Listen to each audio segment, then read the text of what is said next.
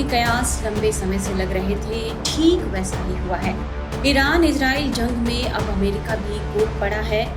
America ने Iran में 3 परमाणु ठिकानों पर हमला किया है। ये 3 परमाणु ठिकाने हैं फोर्डो, नतांज और इस्फहान। हमला भारतीय समयानुसार रविवार सुबह 4:30 बजे हुआ। ट्रंप ने ईरान पर हमले के 3 घंटे बाद देश को संबोधित किया। इस दौरान उन्होंने कहा कि ईरान की अहम न्यूक्लियर साइट्स पूरी तरह से तबाह कर दी गई है। फोर्डो पर बमों की एक पूरी खेप गिराई गई है। अमेरिकी राष्ट्रपति ने ईरान को धमकाते हुए कहा है कि अब उसे शांति कायम करना चाहिए। अगर वो ऐसा नहीं करता है तो उस पर और बड़े हमले किए जाएंगे। अमेरिका के हमले के जवाब में ईरान ने इजराइल पर मिसाइलें दागी हैं। इस्लामिक रिवॉल्यूशनरी गार्ड्स कॉर्प्स ने बताया कि ईरान ने इजराइल पर सबसे बड़ा अटैक किया है। ईरान के न्यूक्लियर साइट्स पर हमले की घोषणा ट्रंप ने रविवार सुबह social media platform truth social पर की। इसके कुछ ही मिनटों बाद ट्रुथ सोशल पूरे अमेरिका में बंद हो गया और रिपोर्ट है कि यह सोशल मीडिया प्लेटफॉर्म क्रैश तक हो गया। अमेरिकी मीडिया के मुताबिक ट्रुथ सोशल शनिवार यानी 21 जून की रात से ही भारी दबाव में आ गया। अमेरिकी राष्ट्रपति डोनाल्ड ट्रंप की इस घोषणा के कुछ ही मिनट बाद कि अमेरिका ने 3 ईरानी परमाणु साइट्स पर हमले शुरू कर दिए हैं, लगभग सभी अमेरिकी और विदेशी उपयोगकर्ताओं को इस प्लेटफॉर्म तक पहुंचने का प्रयास करने में कई त्रुटियों वाले संदेश दिखाई देने लगे। ऐप में लिखा आने लगा, नेटवर्क विफल है, कृपया पुनः प्रयास करें। यह साफ नहीं हो सका है कि क्या ट्रैफिक में वृद्धि के कारण यह प्लेटफॉर्म क्रैश हो गया या ट्रंप की घोषणा के साथ कोई तकनीकी खराबी आ गई। ट्रुथ सोशल के पीछे की जो कंपनी है Trump media and technology group, अभी तक उसका कोई आधिकारिक बयान सामने नहीं आया है। कंपनी के आधिकारिक बयान का इंतजार है। रविवार की सुबह ट्रंप ने अपने social media platform truth social पर लिखा, हमने फोर्डो, नतांज और इस्फहान समेत ईरान के 3 परमाणु ठिकानों पर सफलतापूर्वक हमलों को अंजाम दिया है। सभी विमान अब ईरान के वायु क्षेत्र से बाहर हैं। उन्होंने आगे लिखा, फोर्डो पर सारे बम गिराए गए हैं और सभी विमान सुरक्षित रूप से अमेरिका वापस लौट रहे हैं। साथ ही ट्रंप ने यह भी लिखा कि हमारे महान अमेरिकी योद्धाओं को बधाई, दुनिया में कोई और सेना नहीं है जो ये कर सकती है। अब शांति का समय है। इस घोषणा के कुछ ही मिनटों बाद ट्रुथ सोशल के बंद होने की रिपोर्ट होने लगी। नेट ब्लॉक्स जो एक इंटरनेट वॉचडॉग समूह है, उसने भी पुष्टि की है कि यह सोशल मीडिया प्लेटफॉर्म व्यापक अंतर्राष्ट्रीय व्यवधानों का सामना कर रहा था और यह भी कहा कि यह सेंसरशिप राज्य स्तरीय फिल्टरिंग के कारण नहीं था। ब्लू स्काई पर एक पोस्ट में कहा गया, अमेरिकी राष्ट्रपति डोनाल्ड ट्रंप द्वारा ईरान में 3 परमाणु साइट्स पर हमले की घोषणा के बाद ट्रुथ सोशल को कई उपयोगकर्ताओं के लिए अंतर्राष्ट्रीय रुकावटों का सामना करना पड़ रहा है। यह घटना देश स्तरीय इंटरनेट व्यवधान या फिल्टरिंग से संबंधित नहीं है।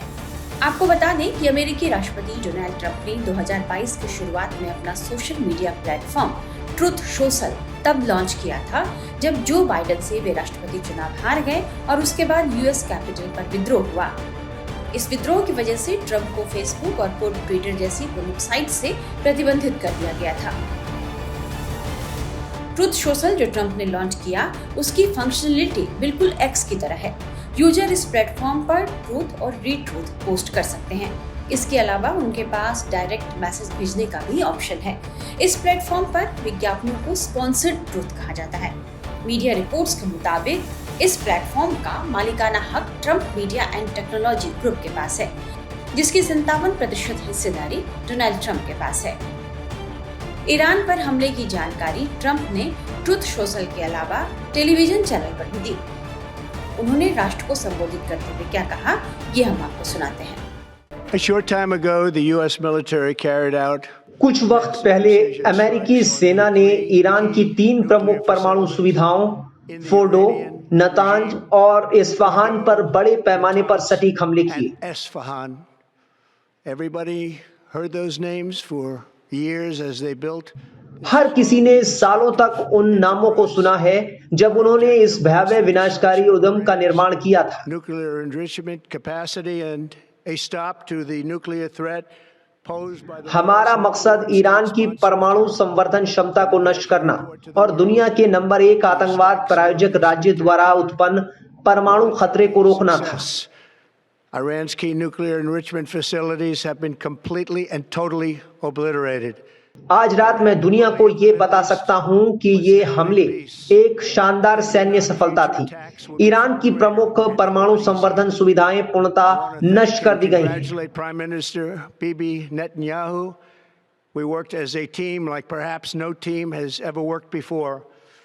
मध्य पूर्व के दबंग ईरान को अब शांति स्थापित करनी होगी।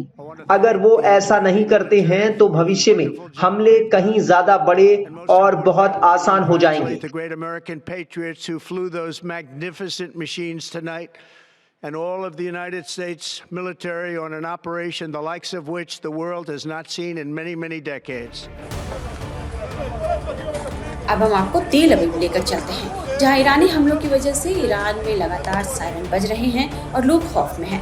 हमारे संवाददाता प्रियांक की रिपोर्ट देखिए, जिसमें फाइटर जेट्स को ऊपर उड़ते दिखाया जा रहा है।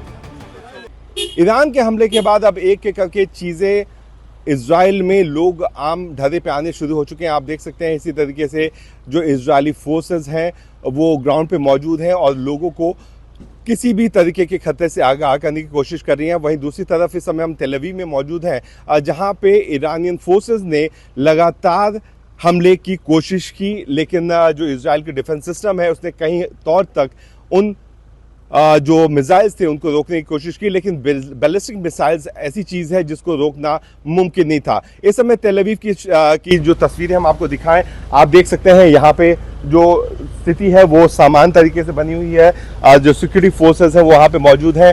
एक शख्स जो यहाँ पे आने की कोशिश कर रहा है उसको अब वो रोक रहे हैं।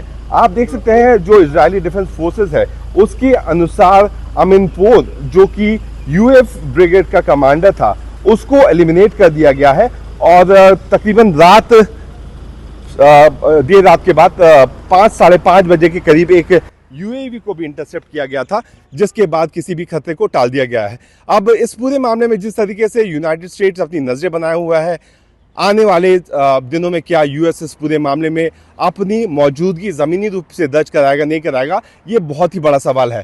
तेल अवीव में इस समय शांति है, लेकिन आसपास के जो इलाके थे हाइफा, वहाँ पे बच्चों की जो स्कूल के करीब का एरिया था वहाँ पे मिसाइल अटैक किया गया शुक्रवार को। वहीं उससे पहले गुरुवार के दिन हमने देखा कि अस्पतालों में भी काफ़ी ज़्यादा बमबारी करने की कोशिश की गई थी। फिलहाल यहाँ पे लोग एयर डिफेंस सिस्टम के बदौलत ठीक ठाक से रह रहे हैं, लेकिन जिस तरीके से बड़े मिसाइल्स का इस्तेमाल हो रहा है, बैलिस्टिक मिसाइलों का इस्तेमाल हो रहा है, उसके बाद क्या इजरायली डिफेंस फोर्सेस जो कि US backed air defence system के साथ भी काम कर रहा है वो इस चीज़ को रोक पाएगा नहीं पाएगा, ये बड़ा सवाल पैदा होता है।